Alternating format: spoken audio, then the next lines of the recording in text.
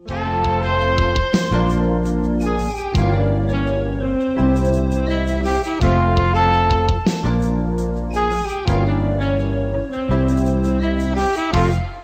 l'Éternel des armées, oh l'Éternel est grand, car sa bienveillance durera toujours, lui l'Éternel est grand. Louez l'Éternel des armées, oh l'Éternel est grand, car sa bienveillance durera toujours, lui l'Éternel est grand. Gloire, Seigneur éternel, tes œuvres sont magnifiques. gloire, Seigneur éternel, tes œuvres sont grandioses. gloire, Seigneur éternel, tes œuvres sont magnifiques. gloire. Seigneur éternel, tes œuvres sont grandioses. Voici, il a fait les cieux et la terre, rien n'est comparable à sa grandeur. Voici, il a fait l'homme et la femme, reçoit à jamais la louange. Louez l'éternel des armées, oh l'éternel est grand, car sa bienveillance durera toujours, lui l'éternel est grand. Louez l'éternel des armées, oh l'éternel est grand, car sa bienveillance durera toujours, lui l'éternel est grand. Gloire, Seigneur éternel, tes œuvres sont magnifiques. gloire, Seigneur éternel, tes œuvres sont grandioses. gloire, Seigneur éternel, tes œuvres sont magnifiques. gloire. Seigneur éternel, tes œuvres sont grandioses. Voici pour sauver l'homme pécheur, tu donnes à ton Fils unique. Voici tes rachetés iront vers toi, vivra jamais dans la félicité. Louez l'éternel des armées, oh l'éternel est grand, car sa bienveillance durera toujours, lui l'éternel est grand. Louez l'éternel des armées, oh l'éternel est grand, car sa bienveillance durera toujours, oui l'éternel est grand.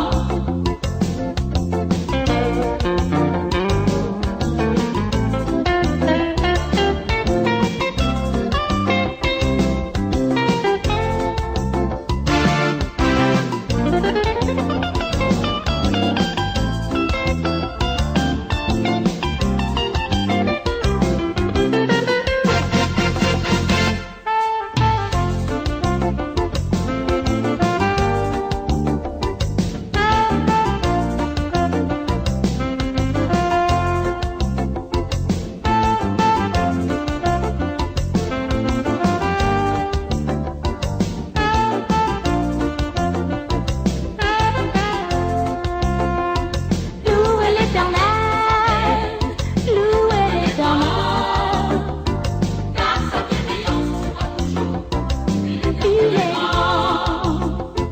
Louez l'éternel des armées, oh l'éternel est grand, car sa bienveillance louez, louez, louez, il est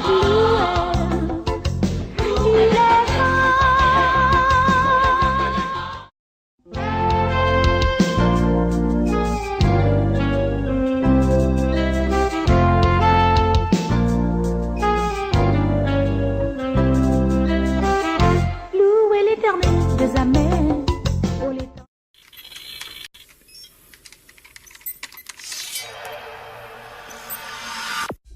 Puisque l'approche scientifique ne permet pas de trancher la question, il faut se tourner vers d'autres indices pour trouver la réponse.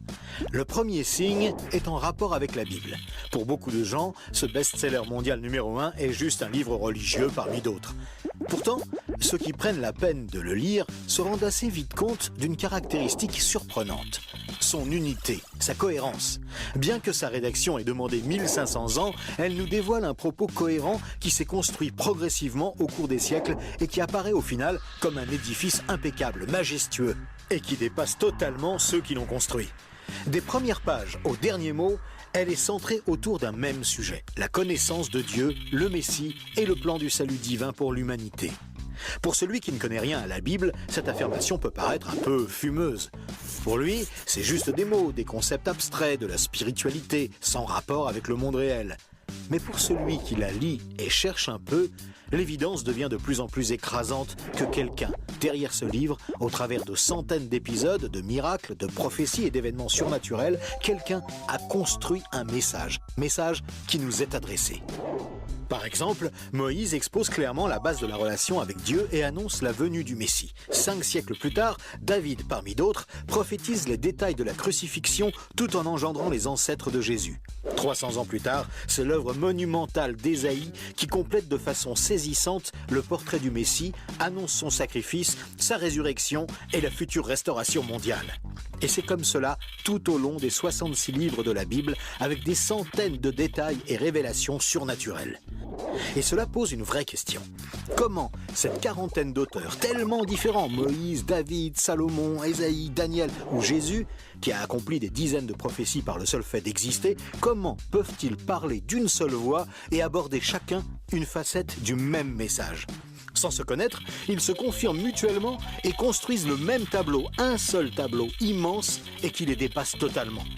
C'est complètement incompréhensible et impossible à réaliser. Ils ont été chefs d'État, bergers, prophètes ou apôtres. Ils ne se sont jamais connus, ont vécu à des siècles d'écart et sont pourtant en parfaite unité, centrés exactement autour du même sujet. Impossible, n'est-ce pas ? Et c'est un cas totalement unique. Ni le Coran, qui ne s'appuie que sur un seul homme, sans antécédent, ni aucune confirmation postérieure, ni les écrits hindous, truffés de récits légendaires, ni aucun texte religieux de l'Antiquité n'a ce caractère unique. La Bible seule comporte cette sorte de filigrane attestant de sa véritable origine. Le second signe est lui aussi au cœur des passions les plus extrêmes. Il s'agit du peuple juif. Étrangement, le simple fait de parler d'Israël déchaîne des réactions quasi irrationnelles. Certains veulent son extermination, alors que d'autres le voient comme le paradis sur terre.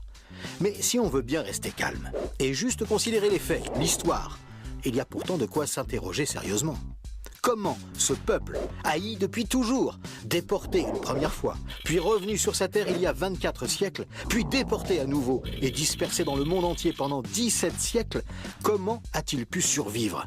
Et comment est-il demeuré un peuple distinct? Aucun autre peuple n'a jamais connu une telle trajectoire, défiant toutes les lois historiques. Comment a-t-il pu reformer un État et même se remettre à parler son ancienne langue? Ça n'est jamais arrivé à aucun autre peuple. Il y a 25 siècles, le prophète Ésaïe posait une question étrange. Un pays peut-il naître en un jour?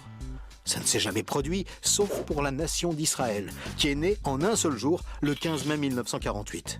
Et cela, à peine 3 ans après la fin de la guerre et la solution finale mise sur pied par Hitler pour les exterminer. Et ce n'est pas tout. Le lendemain, Israël était attaqué par les armées de 4 pays arabes supérieurs en nombre et en armement, et il a pourtant gagné la guerre. Des soldats ont même raconté avoir assisté à des interventions surnaturelles. Étrange, non? Par la suite, malgré le rideau de fer, des milliers ont émigré de l'ex-URSS, accomplissant une antique prophétie qui mentionnait le retour des Juifs depuis le pays du Nord. Si on considère sa contribution à la science, les Juifs ont remporté 20% des prix Nobel, alors qu'ils ne sont que 0,2% de la population mondiale. Comment est-ce possible? 150 ans avant, ce n'était qu'un pays désolé, entièrement livré à la mauvaise herbe. Et aujourd'hui, on en parle comme d'un miracle d'agriculture. Ésaïe avait prédit que même le désert refleurirait. Et on trouve aujourd'hui des cultures jusque dans le Negev. Interrogé par le roi de Prusse, Frédéric II, qui lui demandait une preuve de l'existence de Dieu, son chapelain lui avait répondu « Les Juifs, sire, les Juifs ». Et d'où vient la première religion mondiale? De Jésus, un juif, dont l'enseignement, la mort et la résurrection continuent à impacter en profondeur la société humaine. Évidemment, ce peuple est loin d'être un modèle, et il a souvent sombré dans la corruption. Mais la Bible déclare que Dieu en a fait un signe parmi les nations. Qui pourrait dire le contraire? Pour terminer ce bref survol, une considération d'ordre moral. Encore un sujet tabou et pourtant... La Bible présente le bien et le mal comme des valeurs absolues, des valeurs extérieures à l'homme, qui les perçoit cependant par le moyen de sa conscience. Au contraire, la vision matérialiste de l'homme affirme que le bien et le mal sont des notions culturelles, relatives, résultant d'un long processus évolutif de l'être humain. Pourtant, tout le monde considère certaines valeurs morales comme supérieures à tout le reste.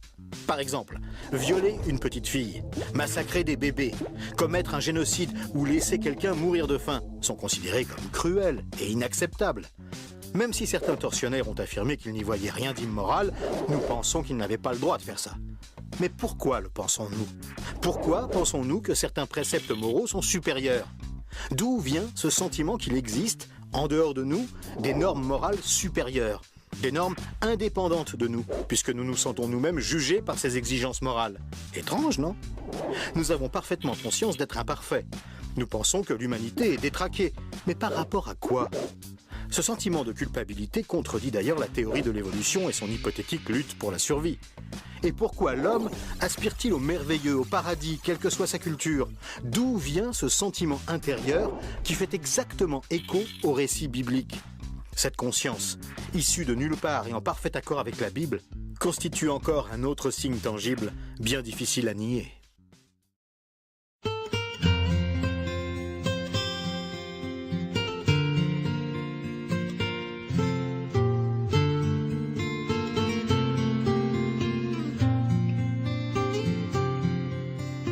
Les mots s'envolent, les vœux sont brisés et les promesses ne sont point tenues. Une famille divisée, l'amour déchiré, nuit après nuit, tant de larmes j'ai versé. Guéris mon cœur, calme ma douleur. Je choisis de pardonner, j'apprends à vivre, acceptant les blessures de mon âme. Viens guérir mon cœur, ô Seigneur. Mes amis m'ont quitté et d'autres exigé bien plus que je ne pouvais leur donner. Mon cœur est meurtri, ma confiance trahie. Nuit après nuit, je me demande pourquoi. Guéris mon cœur, calme ma douleur. Je choisis de pardonner, j'apprends à vivre, acceptant les blessures de mon âme. Viens guérir.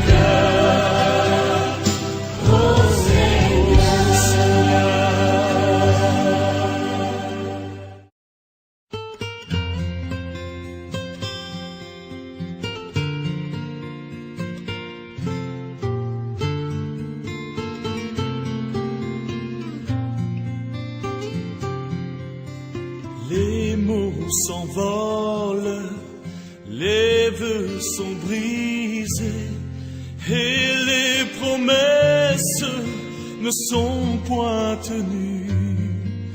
Une famille divisée, l'amour déchiré, nuit après nuit, tant de larmes j'ai versé. Guéris mon cœur, calme ma douleur. Je choisis de pardonner, j'apprends à vivre, acceptant les blessures de mon âme.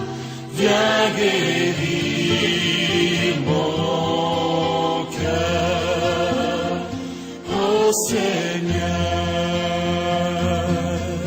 Mes amis m'ont quitté et d'autres exigé bien plus que je ne pouvais leur donner. Mon cœur est meurtri, ma confiance trahie, nuit après nuit, je me demande pourquoi. Guéris mon cœur, calme ma douleur. Je choisis.